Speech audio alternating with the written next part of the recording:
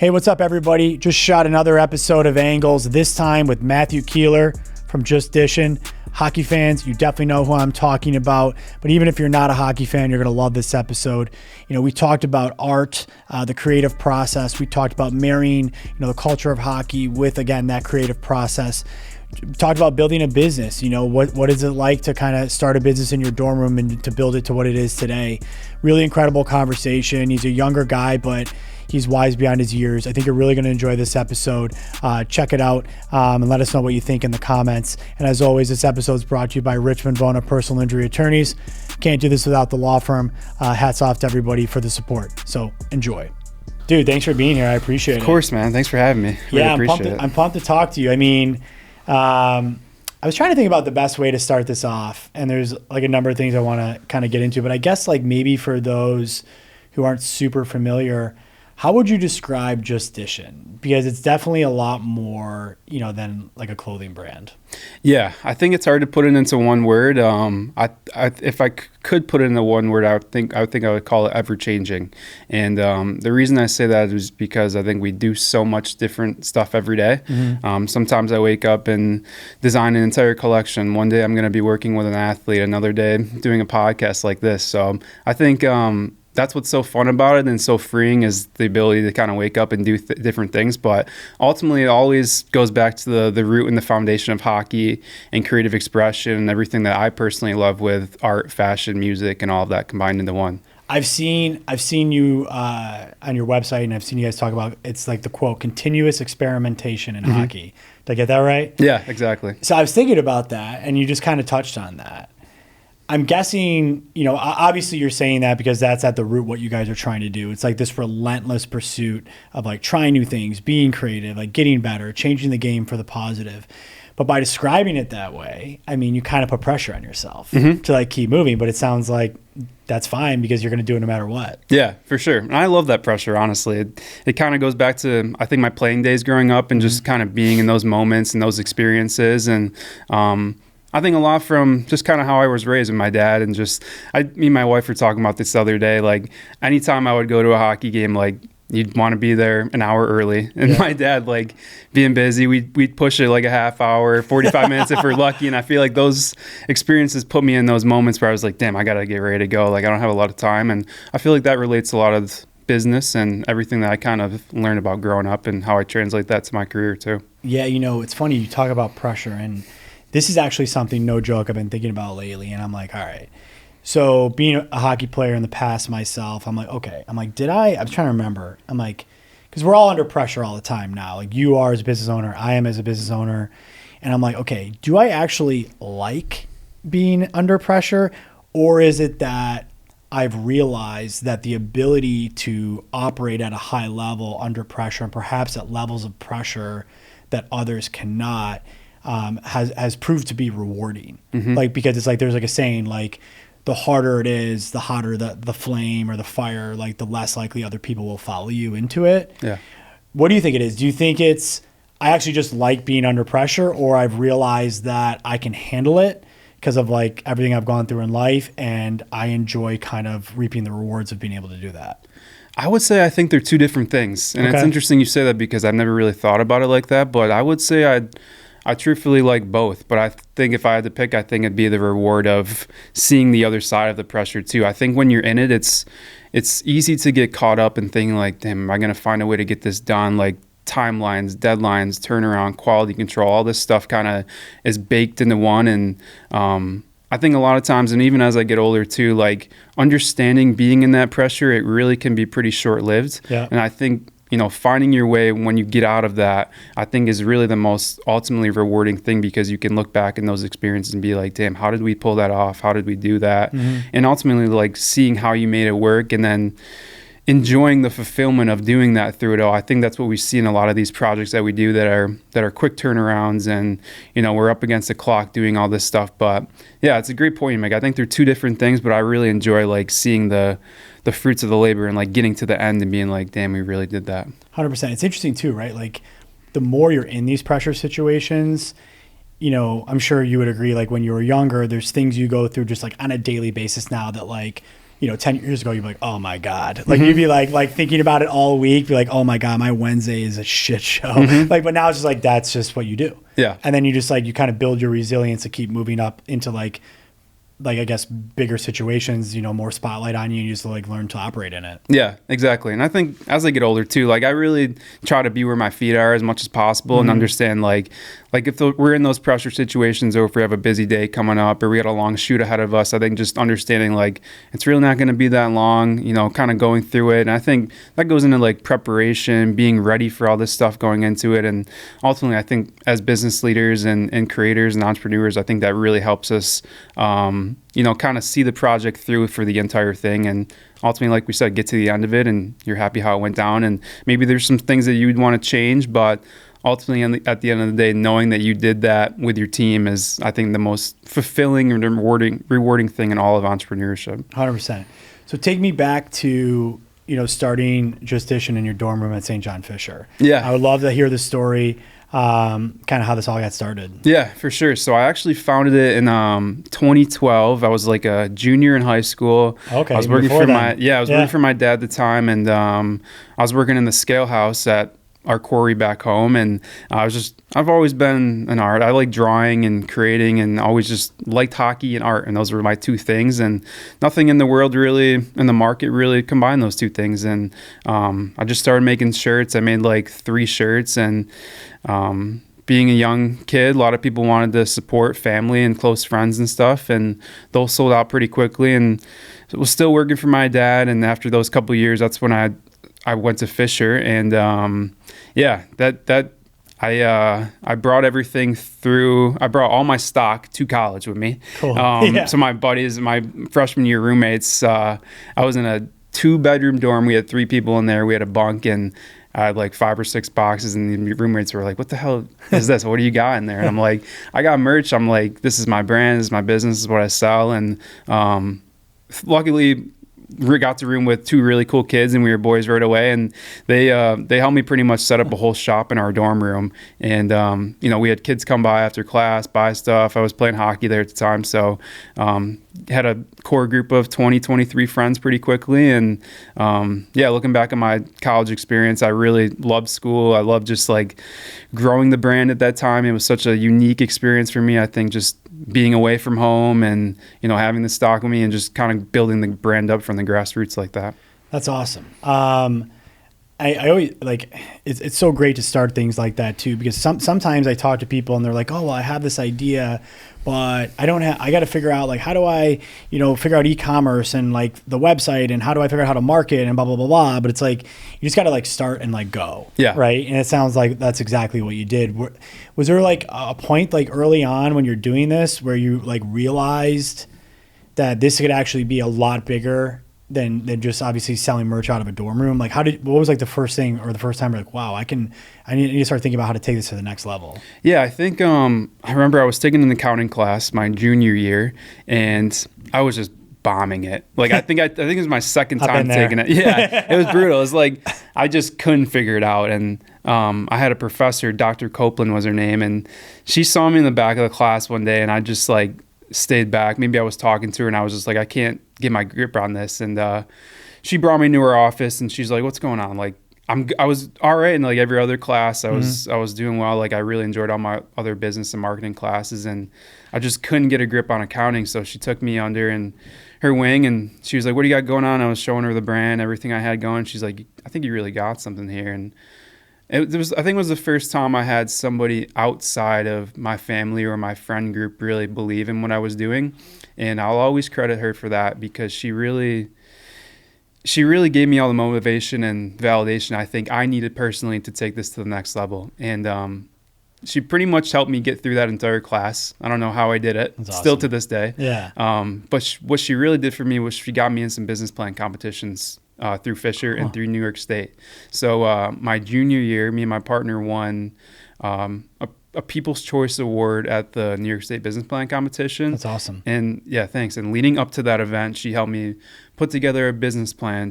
I pretty much did my whole capstone project on my business. And I feel like that really projected me and the business and the brand into a new light that I didn't really see before. Because for me, just being an artist and creating, I didn't really have much structure behind it. But for her to be able to, one, believe in me, but ultimately two, like allow me to put the structure behind everything was really, I think, what I needed to project it outside of school and really into what I'm doing right now.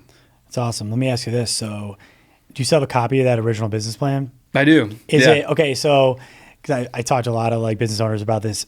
Talk to me about just generally what was like the core focus of that plan.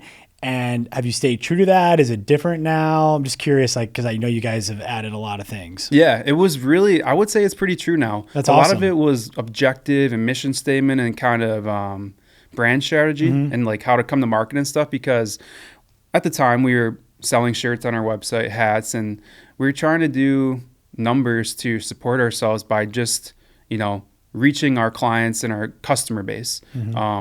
And, at the time we had a large social media following, but we didn't have anything huge. And I think ultimately what helped me look outside the box a little bit more with everything is just understanding I think there's a little bit more to just our customer base. And that really allowed me to look to different businesses and allowing me to open up our client base a little bit more to be like, okay, how can I work with players? How can I work with NHL clubs? How can we focus on what we're doing right now, but with growing the mission and the brand in hockey in our customer base? But also I think there's other ways that we can bring in revenue and just like increase our strategy as a whole. So that business plan, I'd love to dig it up and look at the whole thing, but I think it has a lot of the core foundation and principles that we still rely on today. That's cool. I mean, I think, probably for most successful businesses, you would find that like you're true to like the core of it, but I'm sure there's always like deviations or pivots kind of off of that, but that would be natural, right? So you're doing something very, very different, and especially anybody who is a hockey fan, they know this already, but hockey is like deeply rooted in tradition, right? I mean, there's been a lot of chatter about how come they don't allow the players to have like, even just in warm-ups, like personalized gloves or skates. I mean, so when you were early on, it sounds like you weren't even like intimidated by that. You're like, this is actually the opportunity. We're going to take this head on. Can you just talk about, what your thoughts were on that and kind of how you've dealt with that? Because I've seen you do stuff like, I've seen you like do these really cool collabs with like original six teams, like the Red Wings and the Blackhawks. And there's so much tradition there, but then you're able to like kind of maintain that, but then throw your kind of own spin on things. I just think it's very curious or very interesting because of just like how traditional like the NHL is. Yeah, for sure. And it's a great point. I'm glad you see the same thing growing up playing hockey and everything, because hockey is an extremely traditional sport. Yeah. I think I could put 3 of the top end skates on the table here from 3 different brands, and you couldn't tell the difference between which was what company because they all look the same.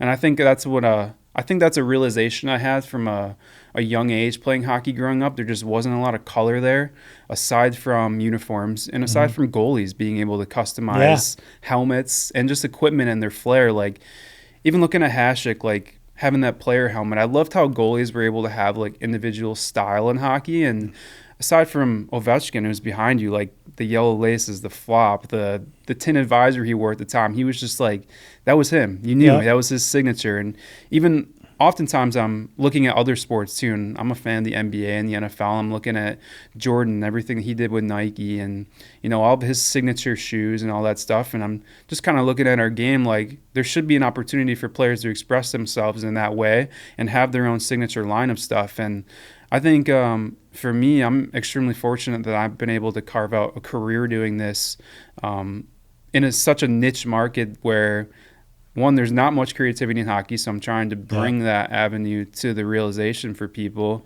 But also, two, dealing with a sport that is rooted in such traditionalism where if you're doing something different, people are going to look at you a little bit different and say, why are you doing that? Why are you trying to break outside the norm? So I think early on, it was hard to maybe get over that, and there was a lot of negativity, even when we launched Skates Against too. But as we get going, as we do like more of these collabs, it doesn't really faze me or anybody on our team anymore. I think we kind of see those comments and we laugh, and we know what we're doing for the game. We know that a lot of these relationships we have with players are valuable and authentic, and they love the content and the work that we're doing. And that's ultimately what I want to do for hockey is, I grew up playing since I was 4 years old, and I want to give that 4 to 8 year old, even beyond, like 15-year-old, the opportunity to customize his equipment and really take pride in, the color of the game and kind of leaning into that aspect where I didn't really have much of that growing up. And whether it's custom skates, whether it's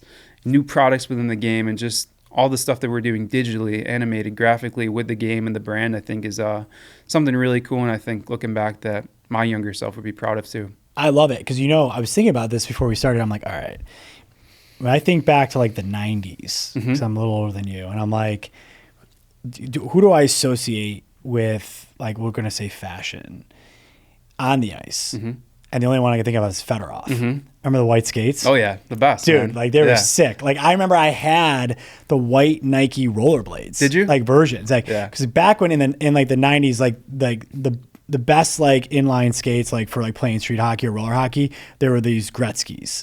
Dude, if you don't know about these, you got to look them up. So one was, I think I'm right about this. One was like a greenish color. One was like a black and gray color. And like the Gretzky inline like rollerblades were like, you were faster than everybody with them. They were nasty. And then Nike came out with the white version to mimic Fedorov. Like, so like that's the first thing I thought about, because you guys you did a Nike skate too, right? Yeah. We did. Tell me about that. Yeah, during COVID, me, Nick, Derek, Ben, everybody on our team, like it was crazy. I got to tell you a story about this. So I got a buddy in Lockport, Coda Customs. He does a lot of cleats for NFL players, Derrick Henry, and does really great. No kidding, right here in Lockport? Yeah, that's sick. Yeah, he's awesome, man. Dakota Wiley's his name. He's incredible. Does a lot of leather craftsman work. And way back when, like probably like 2018, I had this idea of just making a Jordan skate. And I made a mock-up of it. I would draw it on my computer. I just kind of would show my buddies and be like, yo, this is sick. And never really thought about how we could make it. Got hooked up with Coda. We did a pair of skates, or did a pair of, actually, Brad, we did a pair of shoes for Josh through West Tour, remember? Coda did those. That's awesome. Yeah, and so we did those, and after that, I was like, Coda, we got to find a way to make these Jordan skates and bring them to life. And he's like, dude, we can't do it. Like, you can't drill into the composite. You can't, adhere to the plastic material, this and that. And I'm like, dude, we're going to find a way to get this done. Dropped him off at his house one day, just blank skates. And I'm like, we're going to make this happen. So about 2 or 3 months later, we had the Jordan skates, and it was like our prized possession. It was something during COVID. I remember we snuck onto the ice at Riverworks one random snowy day. I've done that. Shout out to Sean Green, let us on there. And we jumped on there, ripped like a 30-second video, probably one of the like lowest production videos we've ever made, and just blew up. It was on Barstool, it was on Complex, Hypebeast, it was all over the place. And I think that was like our foundational moment of streetwear and hockey. And that's what really kicked it off for us. We went out to Barstool and met all those guys, showed them the skates, and from there made a pair of Dior's, shipped them off to Matthews. And I think that's really where our foundation and stamp within hockey and just seeing the game differently, doing different stuff really kind of took off. Yeah, that's awesome. And I was thinking too, because like we were talking about like how traditional the game is.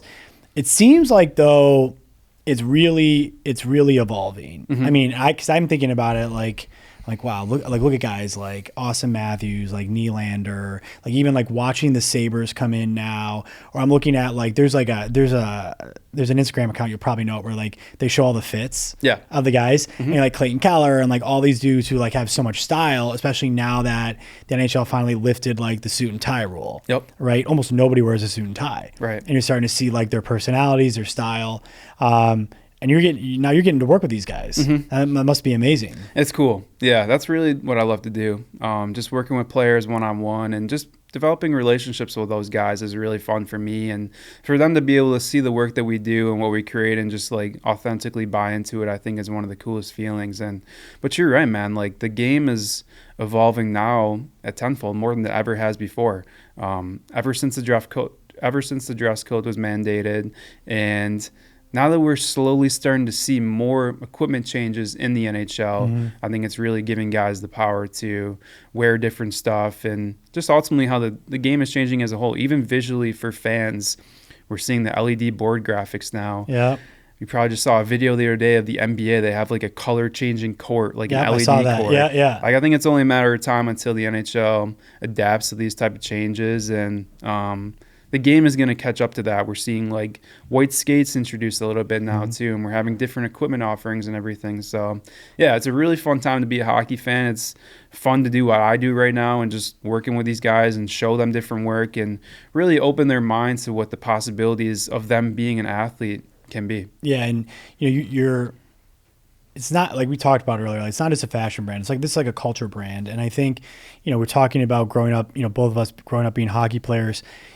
How would you describe maybe like the culture of hockey, or what it is that you love about the culture of hockey, maybe to those who don't truly understand it? Because I think to truly understand it, not always, but it really helps if you played the game a lot growing up. Yeah. Yeah. I think the locker room. Yeah. Being with the boys. Oh, yeah, 100%. It's just the best, honestly. And I think that's a lot of what we have with our brand right now. It's just being at the shop, being at the office, and just the camaraderie with the boys. That's my favorite part, I think. And just the jokes, everything we kind of throw around. And yeah, that's fun. That's what I loved about growing up, playing, those friendships, those relationships you build. And yeah, that's just my favorite part, is just hearing those stories and looking back on those memories and everything. And I think, playing hockey and everything, it's hard to understand, I think, or experience unless you've been through that and grew up playing the game. And I think it starts from a young age too, just like your family loading you up and you just go off to some random city that you would never find yourself in before unless you're there for a hockey tournament, and being in the hotel, playing knee hockey, going out to dinner, like all that stuff is just the best part of it. Yeah, I like, when you're young, you don't think about it too much, and I think the older and older that you get, I think about it more and more. About I truly believe that I would not be who I am today, be where I am today, if I wasn't a hockey player, and in particular for me, if I wasn't a goalie. And there's a lot of jokes about goalies, and most of them are pretty accurate. But it's crazy, And sometimes I have people say to me like, "Do you play hockey now? Do you miss it?" I'm like, "Yeah, I don't really play anymore. Not that I never will again." And it's not that I don't miss being on the ice, but the thing that I think about when or what I do miss is like time with the boys, like that camaraderie, like the closeness, like. Also, right, like being in it together with people in big situations, like working through problems together, achieving cool things together, celebrating together. That's pretty cool stuff. And, it sounds like you're really doing that at Just Dishin, which is really cool because, like, you get to keep extending this, like, in your life, where I feel like a lot of people, we're trying to recreate it in our own way, some of us, like whether it's in our business or in other ways, but it can be hard to like really mimic it. But it sounds like you guys are like pretty close to kind of what it was like being in a locker room and just kind of being in it together. Yeah, you said it. I think problem solving is the biggest thing, and being able to work with a team and understanding that leadership and just kind of using other people and their skill sets and really what makes up the team is the biggest thing. And you're so right, man. Just playing different sports growing up too, whether it was baseball for me or hockey or individual sports like golf. I think you can learn so much about that, not only for yourself, but working with others. And it translates to business so much. Just, I'm sure you see it just every day with life and what you're doing at work too. And I love that. I would not change anything about my playing days growing up. I really loved how that all turned out for me, and I feel like I learned so much about that. And even playing now, like, we got to get you on the ice sometime. Oh my god, dude! I could never play goalie again. Like, I would shred my groin. Like I'd be out. Like, it'd be so bad. You could play player though, couldn't you? Yeah. No, like that's like you probably know. Like most goalies, once they stop actually playing, they never want to play goalie again. Yeah. Some sickos like just keep playing forever, which I'm like, that's good for you because like, nobody plays defense anymore in men's league. But no, I love it. So I'd love to hear about, because I'm looking at you, obviously everyone knows your logo. I'm looking at you wearing your hat with the logo on it. Can you talk about your creative process, and maybe could you start with how you came up with the logo? Yeah, for sure. A lot of people ask me about the logo, and it's our 3-eye guy. Yep. There's a Smiley Guy, we call him, and that's really our whole thing with hockey, is seeing the game differently. Yep. And just kind of open up that new perspective to the game. And I remember I was just, this is probably 2018. We used to just have the Wordmark logo, just the regular Just Dishin logo, and we were starting to do more collabs at the time, and I was just thinking to myself, like, man, we need like an actual stamp. We need like an identity where we can kind of take our brand and manipulate it in different ways, pull logo assets out of it, and kind of use it with different companies that we're working with. So I started playing around with the eyes a little bit, like the 3 eyes, and I was like, damn, this kind of looks like a smiley face. I should expand on this a little bit. And I drew out this face and drew the smile. It kind of looks like a swoosh. And soon enough, we had the Smiley Guy. So it's all hand drawn. And it's funny, as we expand on the Smiley Guy a little bit more, people want to know like more about who it is and what it represents and stuff. And I've like built out his whole character form. Yeah. So he has like a full body now. That's awesome. And yeah, so it's been fun. We got a mascot head for him, and I saw that. That's awesome. It's really fun. So yeah, he aside from Smiley Guy or the 3-eye guy, I think he needs like an actual name. Yeah. But it's been fun to take the eyes out and kind of put it within different brands that we work with and the stars and everything, and working on a really cool project right now on the side that's going to be called the Smiley Verse. Which is basically going to be an animated digital show. Yeah. So I'm really pumped about that. And it's funny. We've probably got like 15 or 20 different characters within the Smiley Verse that I've built and created right now. So it's like Smiley and his friends. And yeah, it's just a fun little side project that I'm building out right now. And there's a lot of inspiration behind the logo. Like I was a huge fan of SpongeBob growing up. And yeah, just kind of leaning into that. We've got like 10 episodes we're working on right now. There'll be season 1 for the Smiley Verse, so it's been fun. Yeah, I think I saw something about you on the Dishin website about Smiley Verse. It sounds like one of, if maybe, I don't know if this is like the main goal of it, but it sounds like it's like teaching lessons to kids. Mm-hmm. Yeah. Can you talk about that? I think it's really cool. Yeah, for sure. So I think growing up, I loved like the animated Mighty Ducks show. I loved Rocket Power. Yeah. And every time there was like a hockey scene in there, I would get all jazzed up and I'd be like, this is sick. That's awesome.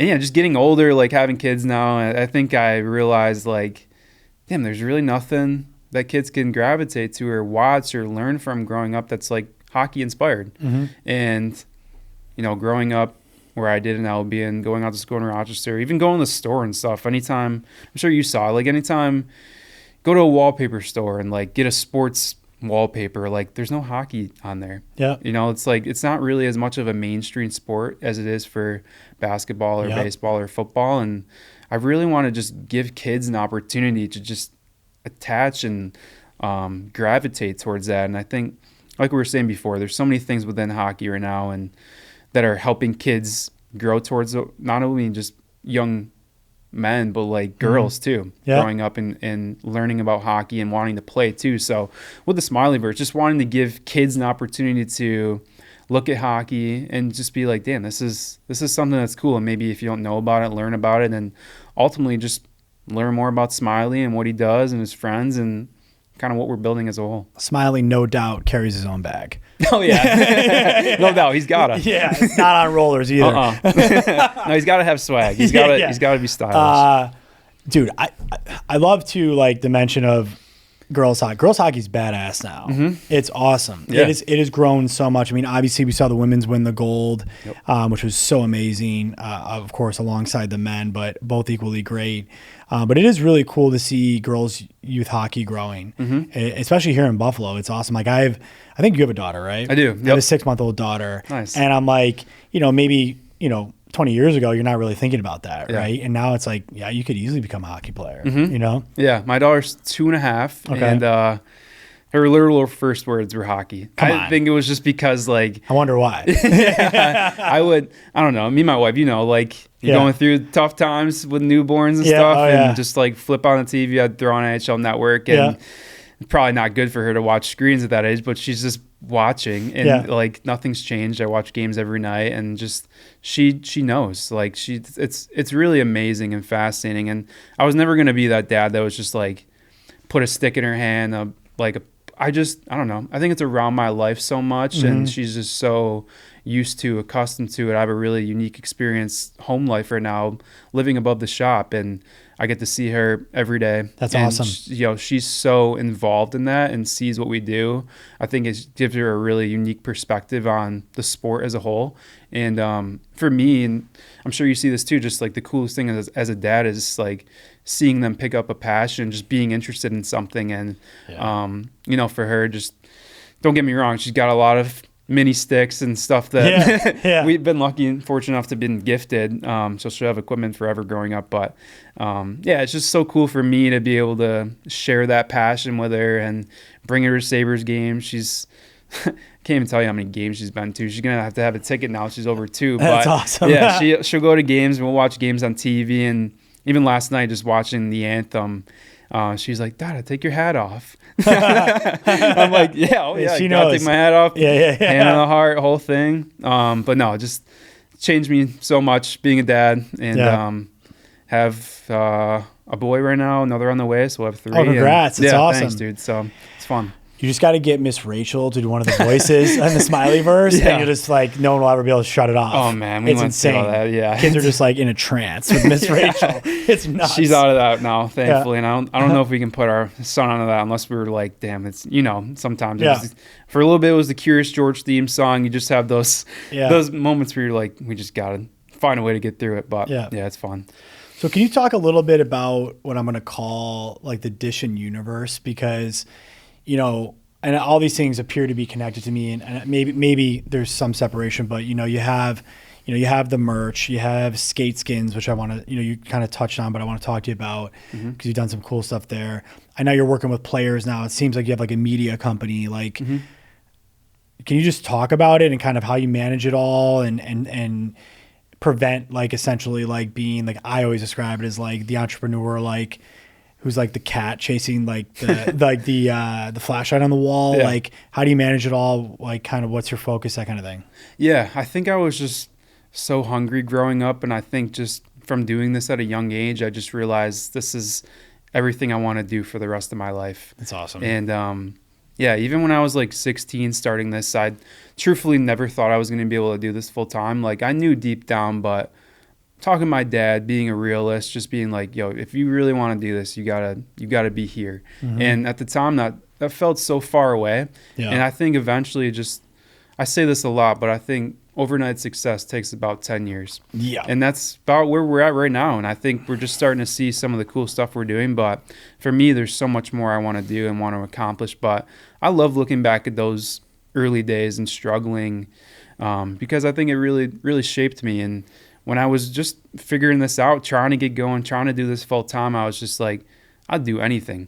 I'll do whatever I need to do to make this work. And I think that allowed me to sharpen my skills in a lot of different areas from a young age.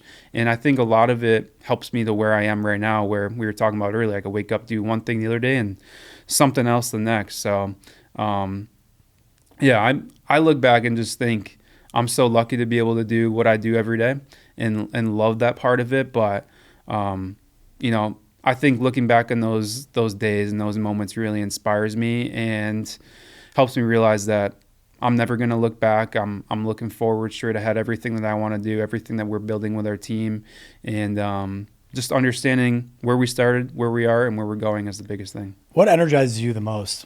Like what is like the one thing you're like, if I had to delegate everything, there's one thing that I wouldn't want to delegate that I'm keeping for myself. Is there like one thing that really like you love the most? Is it like creating? Is it running the business? I'm just curious. I think it's our product and the manufacturing of it. I love designing, and I think that's our bread and butter, design and manufacturing. That's really what my core is. I do a lot of other stuff with our team, but the design and manufacturing, creating a product, bringing it to life is really what I have focused on for the brand now. And I think I could do away with designing. There's a lot more talented artists than me, but I love creating. But the biggest thing is actually manufacturing the pieces and bringing them to life. And that's extremely important to me. That's probably the biggest thing with our brand is creating a quality product. When we're working with these NHL teams, when we're working with players, that everything that they wear is Louis Vuitton, Prada, Gucci. You have to meet that same level of quality and the standard fabric, material, color, fit. Like, it has to be on par with everything that they're accustomed to wearing and want to be ultimately be using too. So hockey is a tight community. It's a tight space. Yeah, a lot of people know each other. Everybody talks. All these NHL teams talk. And I think that's the biggest thing for me and our brand as a whole is holding ourselves to that level of quality and maintaining it for, one, the growth and the good of the game, everything we're doing, but ultimately what we want to do with these future collaborations as well. So that's a great question. I think I could do away with the design. I could do away with running the social media and the marketing, even though I love doing that. But really seeing the product through, manufacturing, making it come to life is the thing for me. Yeah, I love that. It's like you can tell it's like you're as you should be, and I think the right way to be, in my opinion, is unapologetic about the pursuit of excellence. Mm-hmm. That's super important. Mm-hmm.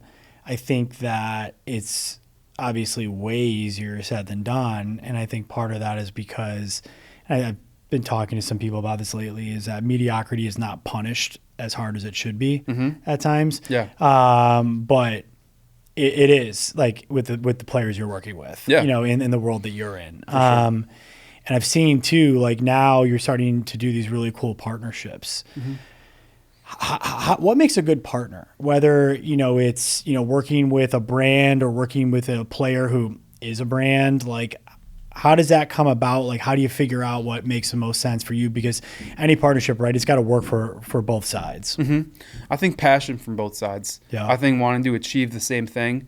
When you have a partnership, if somebody's more motivated than the other, I don't think it really works because you're not on the same level playing field there. Mm-hmm. I think there has to be the same energy, commitment, purpose, drive from equal parties to make the whole thing work. And I think that's where I've been able to see a lot of success that we work with players. We're not really forcing a lot of things. A lot of times players are coming to us when we do collaborations. 90% of the time they're inbound, which is cool. We're not really going awesome. out and trying to force anything that's not going to work. And I think that really helps us too, because we're not trying to force the issue. We're not trying to, don't get me wrong, there's a lot of outreach that we do, putting in the time to build those connections, build the trust and relationships and everything.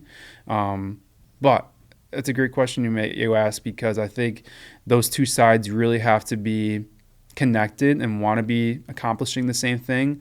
That's where we see a lot of these great NHL collaborations come together, as a team will come to us and say, like the Blackhawks, for example, we want to initiate hockey hype and inspire the next generation of fan to participate and be Blackhawks season ticket holders. And for us, like, that's our thing, is like youth growth of the game from that level, and we were aligned from the beginning. It's the same thing that we're doing with the Sabres and some other teams right now. It's just like giving these fans something to be excited about, aside from the product on the ice, but creating something and creating product that is more meaningful than just merch. Mm-hmm.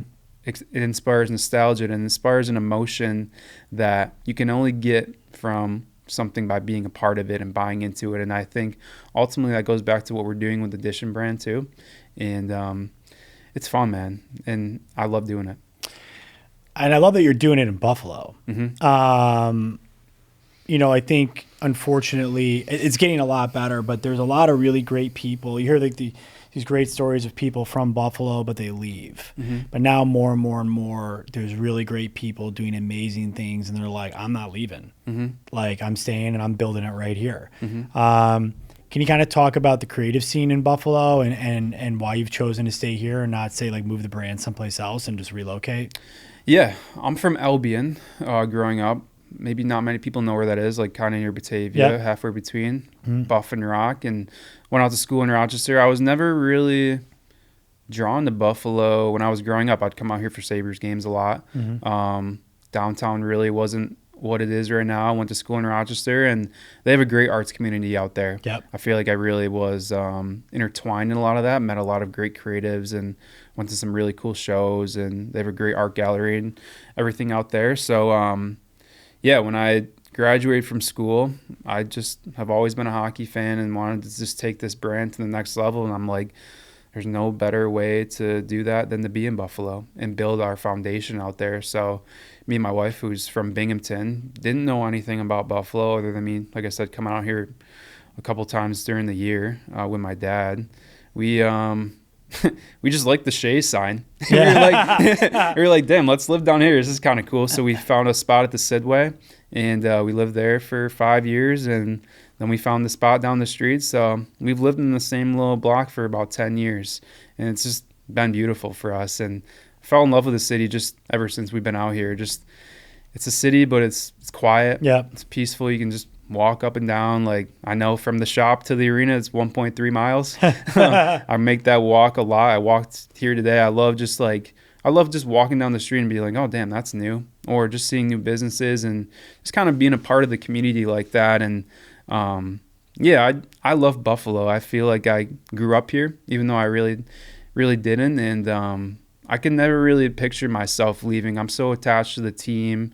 I'm so attached to the city, the community.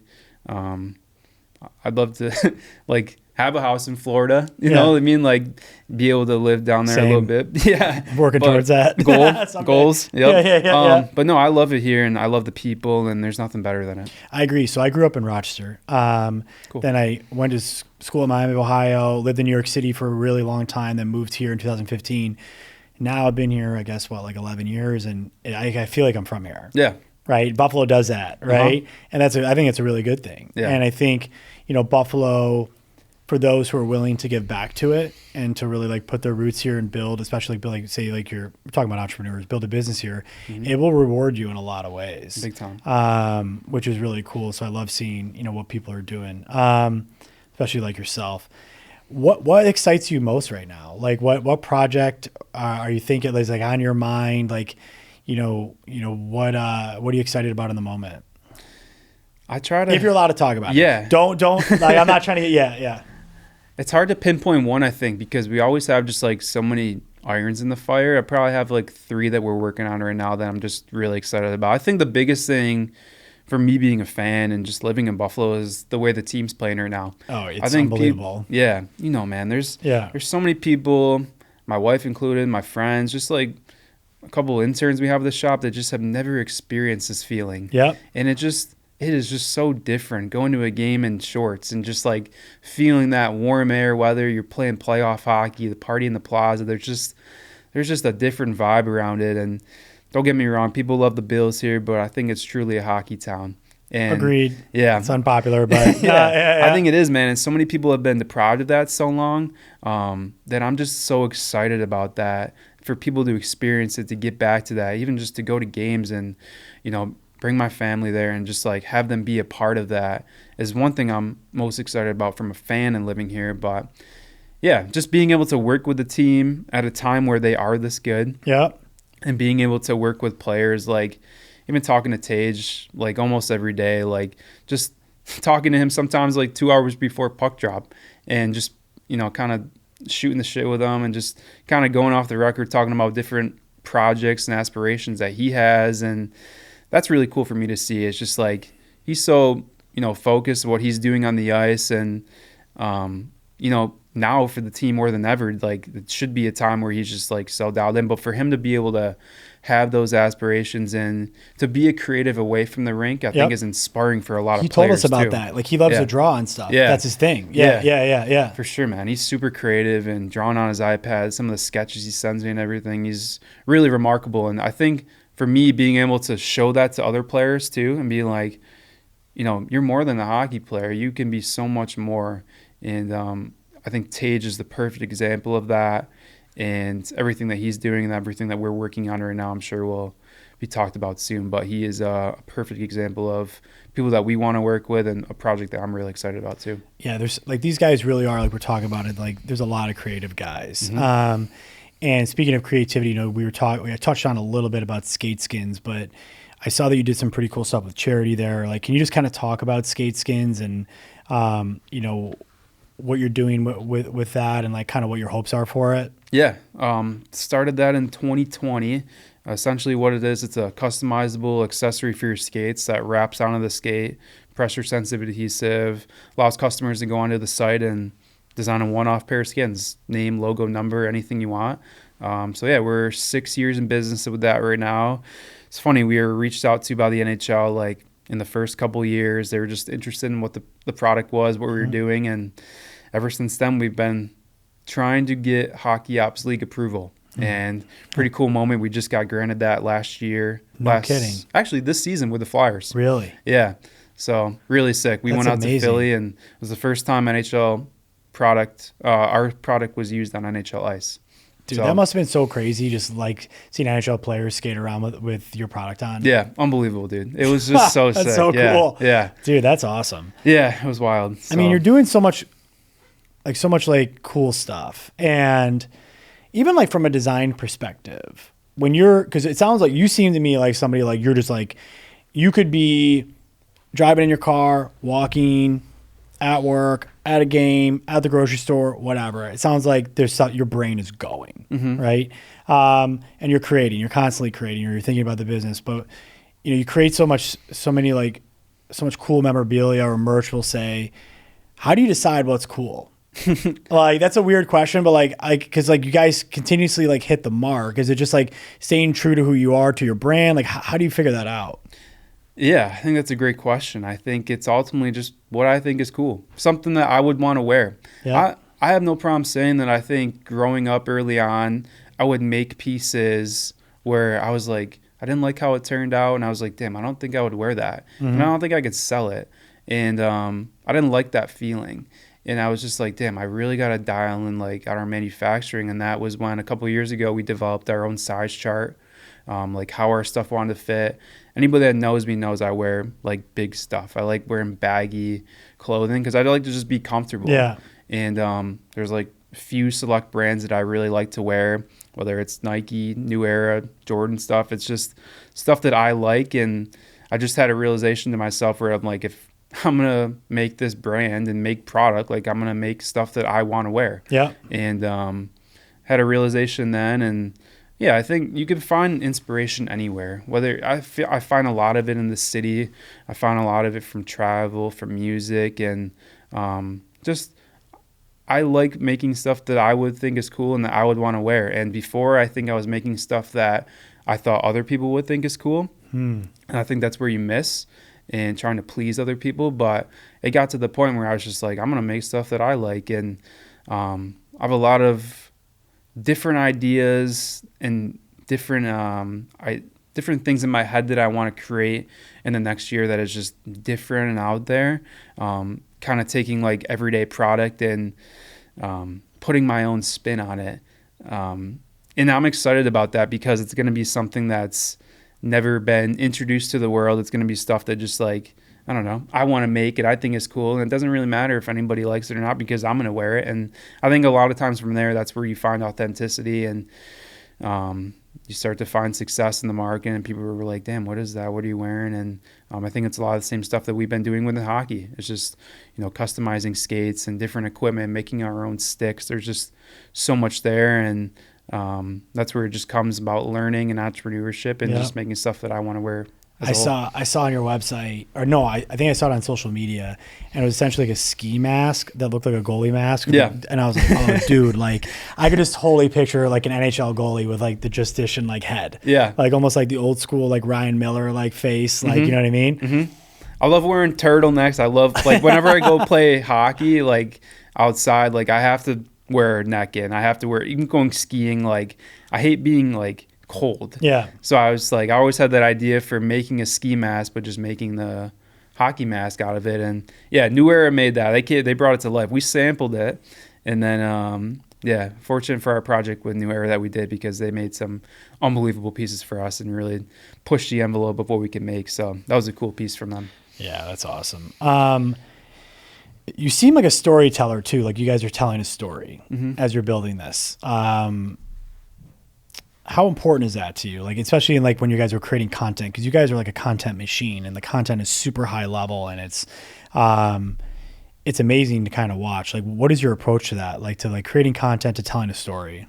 Yeah, we have an unbelievable team. I think I got to start there with everything that we do with Legacy House and different creatives on our team. That is really where a lot of it lives and a lot of it grows, and we're driven from that too. And I think our storytelling comes pretty naturally when you have the right people in place to bring that story to life. So for me, I've been able to be a part of it from more of a director standpoint, a creative director, rather than like being in the trenches and actually editing the videos. I do a lot of the graphic work ourselves, myself, when I'm like creating the actual merch, doing the product lay flats and all that stuff. But when we're doing visual storytelling, that is where I have to give a lot of credit to Nick, Derek, Adam, Tony, everybody at Legacy House that brings those ideas to life. The Sabres video we did was a perfect example of that, and just being able to storytell through visuals like that. And I think it comes pretty natural when we're just doing stuff within our brand and our sport that resonates with us, like the Smiley Verse and building different characters. Like everybody in the shop has their own character. We've got goofballs. We got people that are more serious.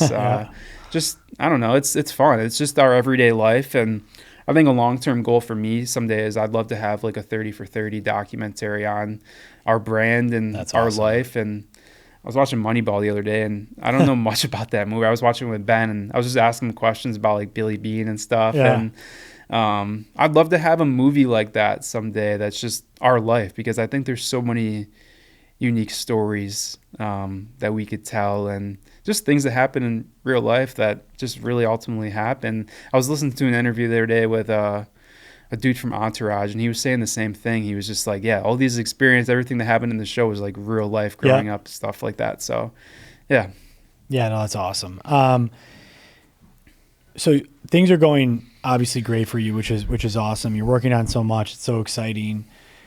But the one thing I know is that like every single person who's sat in that chair, or anybody that I've ever talked to that is successful or that's doing great things, has had at least, I mean, one, but probably many hard lessons, or I call them failures, but like something that didn't go well that then they learned from, that actually ended up really helping them, because you can learn so much from things that don't go well. Is there anything like that for you that you think about that comes to mind? Oh, I've had so many, dude. Same. Yeah. Trying to think of the biggest one. I don't know. We do it all the time, I think. I don't know. Let me think about it. I mean, I think just like a personal thing, like, I was cut from my high school team my junior year.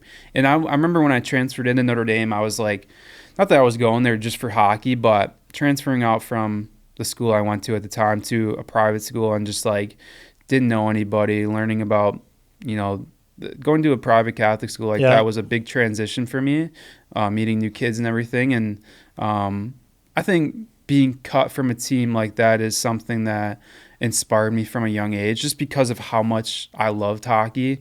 And, it's funny, man, like looking back now, like me and that coach, and like went on the year after that to like, we won a sectional title, and just like, I don't know, it's just a huge piece of my life. And me and that coach are just like the tightest that we've ever been. And looking back, like I was small in high school. Like I had good quickness, ability to make plays, but that was just such a different level of hockey for me at a time where I was pretty young. And, I think I learned a lot about myself. I think I had a lot of time to reflect, and I was still really around the team and everything. Like it wasn't a bad blood thing or anything, but I think I learned from that moment on. I was like, I can fail, and it can still drive me and motivate me. I don't have to.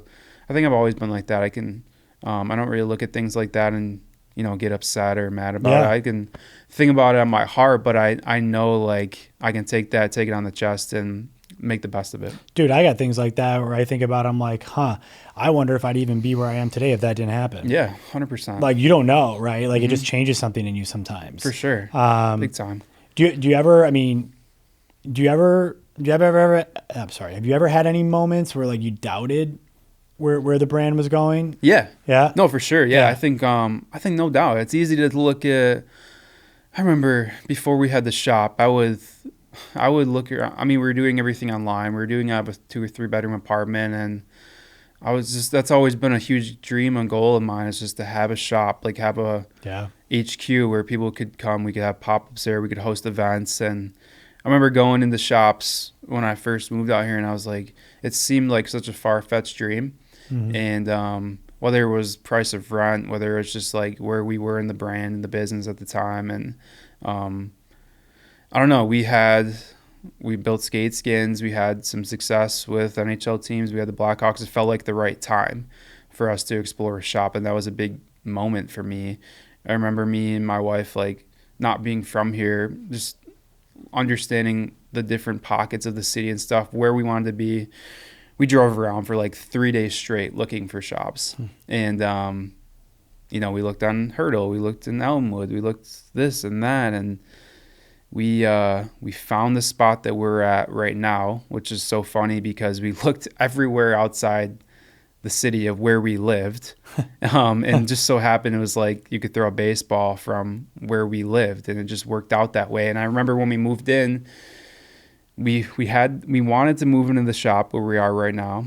And kind of a personal story, but the ownership group in New York City didn't think we were good for it.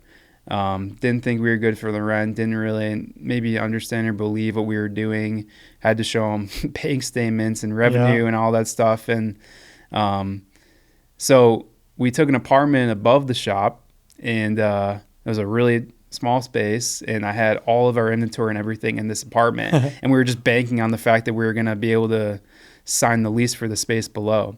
And it took a lot of convincing. Trust me, I get it. Yeah. So we ended up all working out. Our property manager, who was there and I was the GOAT, and he made it happen. And we moved in there, and we never looked back. And now that ownership group, the property manager, is like our biggest supporter. That's awesome. Yeah. That's cool. So for a full circle moment, and never did I think that we would have a shop. Never did I think that we'd be in the spot that we are right now. And I think about that a lot. I think it's easy to look at other brands, compare yourself to other people individually, other companies, where they're at. Mm-hmm. But I try not to do that. I try to just, like I said before, be where our feet are, just understand, live in that moment. The journey is the best part of it. The saying is, I've probably said it on here before, comparison is the thief of joy. Mm-hmm. Focus on yourself. Yeah. And you'll get to where you need to go. Yeah. All right. So I got one last question for you, and then I'm going to fire off some easy, fun ones. Okay. Last question is, what advice would you give to somebody who wants to build something creative in, like, let's say, a traditional industry the way you are? Yeah, I would say find your passion and just let it kill you, honestly. Just go for it and let that be the drive every day. That is the key to all success, the motivation of it, just the energy, wanting to wake up and go after something every day, I think is the passion for all entrepreneurs. And just being able to wake up and really enjoy what you're doing is the biggest piece of it. Awesome. All right.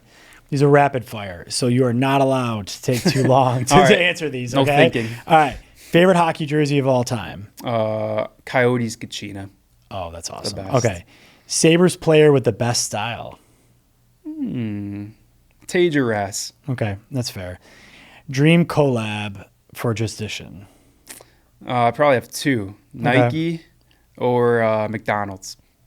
I love that. Okay, why McDonald's, I got to ask? It's just the brand. Yeah. I love that they've done collaborations with Travis Scott and just everything that they've done. It's just true American company. Okay, I love that. If you could design something for any team in the world, which team would it be? Good question. I'm not allowed to think about this. First team that comes to mind is, like, I've been watching a lot of, like, Premier League soccer lately. Yeah. And I just love the aesthetic of that. Me and Ben were talking about this the other day, like how Nike, like, buys the jersey rights to Liverpool. And, like, all these different teams have individual brand rights. So, I don't know, to work with, like, PSG or somebody, like, in the European soccer realm, I think would be pretty cool. Okay. And last question, it's actually probably not really a rapid fire, so I lied. Last question is, take yourself 10 years out from now. Where do you hope to be, and what do you hope Just Dishin is all about? Yeah, I hope one, from a family perspective, I hope that the best father, husband I can be, best friend. And I think for two, leadership, being the best person I can be for everybody on our team. And I think for the brand, just exceeding all of our expectations that we have already done right now. Just, I look back on this and be like, holy shit, I can't believe we did this and that.